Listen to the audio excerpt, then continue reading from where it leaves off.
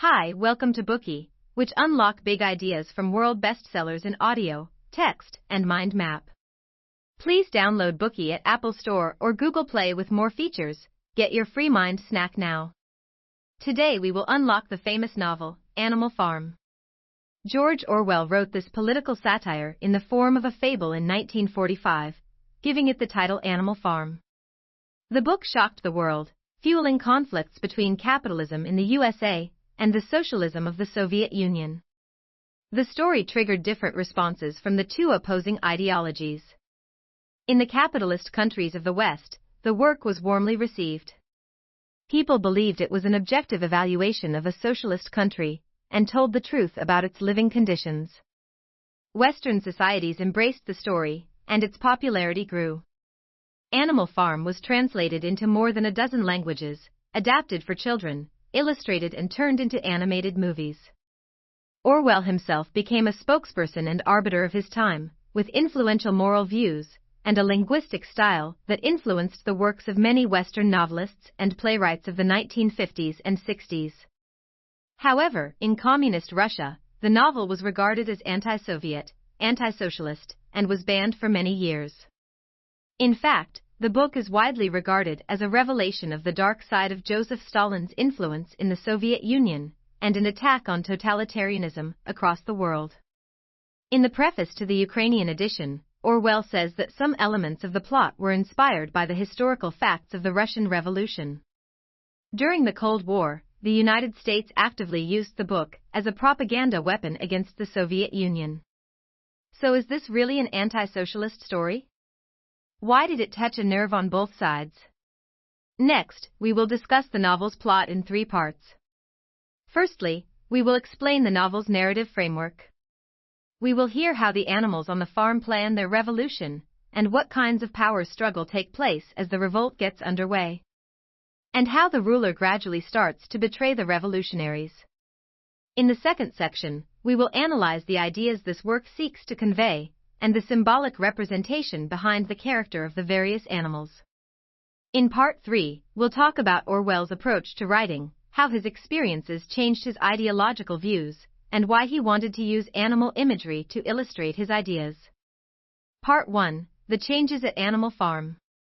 Manor Farm, the former name of Animal Farm, was owned by a cruel and greedy farmer, Mr. Jones.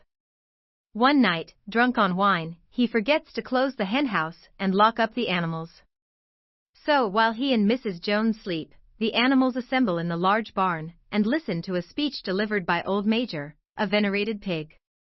Old Major is 12 years old and slowly dying. Before he breathes his last breath, he wishes to pass on his wisdom to other animals. He speaks with indignation of the miserable lives animals lead. As soon as they are born, they are forced to work, their food is barely enough to sustain them, and they are sent to slaughter when they are of no further use. He tells the assembled animals that this tragic way of existing is not natural. There is plenty enough land in England for all creatures to have a decent life. The main culprits of this tragedy, he argues, are humans. They have always exploited the labor of other animals for their own gain. From Old Major's point of view, men are the root of all evil. Only by getting rid of their domination can animals live a free and rich life. So Old Major encourages the animals to rise up. To galvanize them, he teaches them the anthem Beasts of England. The song's lyrics are about the promise of a better future for animals. Inspired by its words, they sing the song over and over again. After this encouraging speech, 3 days later, Old Major dies. The animals who were there carry his message with passion, passing it on to others. Everyone actively prepares for the rebellion, waiting in anticipation for the fated day to come. Conditions for the animals deteriorate. After losing a damaging legal battle, Mr. Jones neglects his farm more than ever and is always drunk. On Midsummer's Eve, he drinks heavily and falls asleep on his bed. His hired farm workers are idle, and the animals have had no food all day.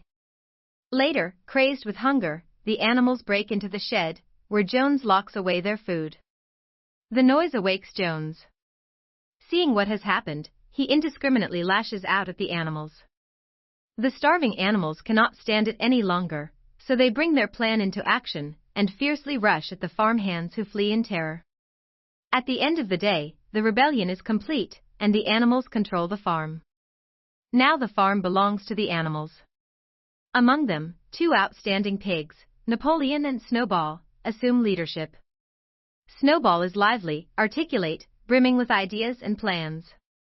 He devotes himself to establishing a range of animal organizations, such as for hens, the Egg Production Committee, the Clean Tails League for cows, and the Wild Comrades Re-Education Committee to tame the rats and rabbits. However, the only projects that actually succeed are the literacy and the writing classes. Every animal receives some education. The pigs are the fastest learners. Many other animals give up once they know how to spell a few words. Napoleon, the only Berkshire boar on the farm, is quiet but determined.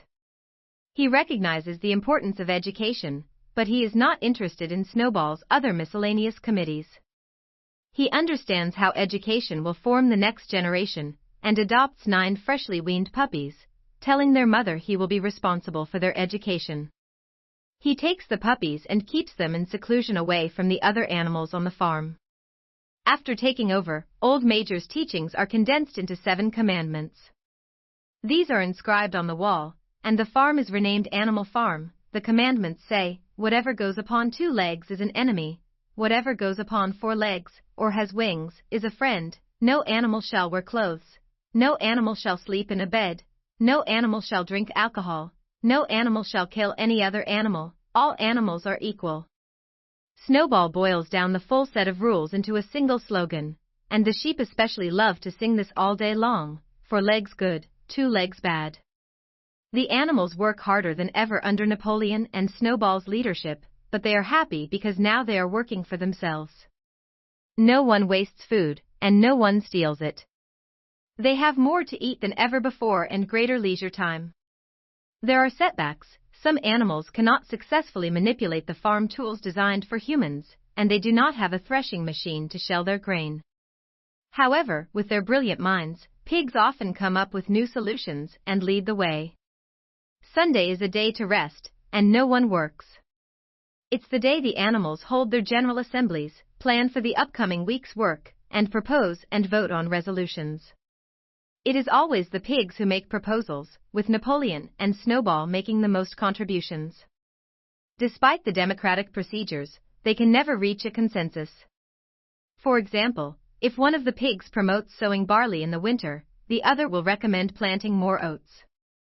Snowball usually wins the majority of the votes because of his excellent oratory, but Napoleon is skilled at canvassing for popularity outside the assembly. His interactions and influences are effective, particularly on the sheep. He encourages them to disrupt the proceedings. The sheep often interrupt the meetings singing 4 legs good, 2 legs bad, especially when Snowball's persuasive speech reaches a dramatic point. A project to build a windmill causes the most intransigent disagreement. Snowball thinks the windmill should be constructed to generate electricity. Electricity can provide light and heat and run various machines to do the work for the animals. It would ease their working schedule.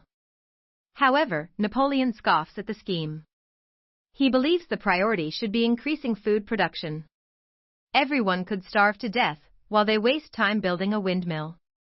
Eventually, one Sunday, they come to the final ballot, and Snowball's eloquence wins it by a landslide.